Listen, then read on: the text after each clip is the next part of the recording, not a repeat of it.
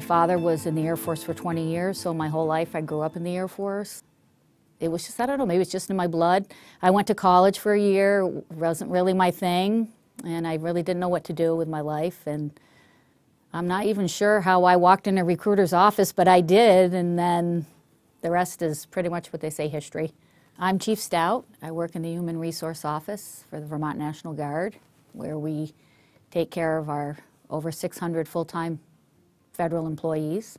I started as an admin specialist in security police, and I changed career fields when I had an opportunity to be a temporary employee technician, and I started working personnel.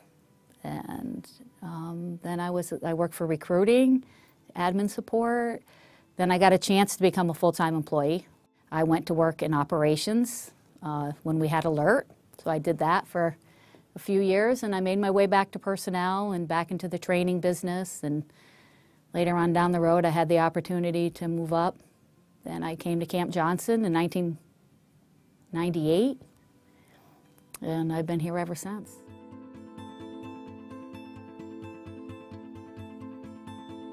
I could say that my personality has been very helpful to me.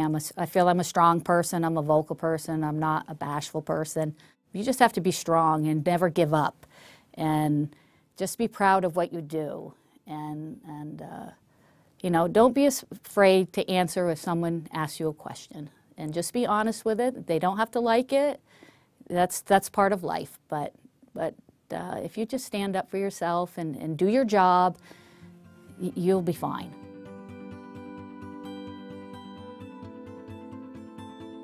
I was working. I had a gentleman that was retired. I remember talking to me on the phone, and we were talking about something in the radio. I had my radio on, and I heard something about a plane crash, and then he said he had heard something too. So we hung up from him, and later on, I think it was OKO I was listening to at the time, said something about a plane crashing in the World Trade Center, and I wasn't quite sure. We didn't have TVs in every office like we have now almost. I went to find my boss, and he was gone, and I had seen on his computer that it said small aircraft hits the World Trade Center. I'm like, oh, so that's what it's all about? That's all it is? And then as the day went on, obviously, we found out it was bigger than that. But my biggest thought was, okay, this is happening, and we're a post that you can drive right through front to back of Camp Johnson. Anybody can drive on this post or off the post. When are they going to shut the gate? Or, you know, when are they going to lock the gate? The gate wasn't locked. But by the end of the day, I do recall seeing Jersey barriers being loaded and taken to the front of Camp Johnson, and from that day forward, we were not an open post, and you weren't getting in without your ID card.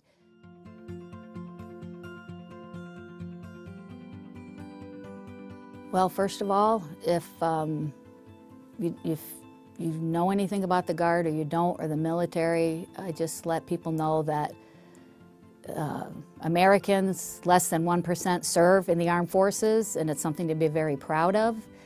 And people may or may not like the military or have their thoughts about it, but we do things every day that people don't know, so they can go on with their lives and be happy and live their lives in safe and security.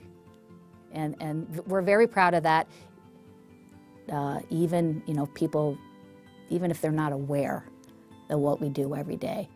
That's a big accomplishment for a very small amount of human beings to do for millions of people every day.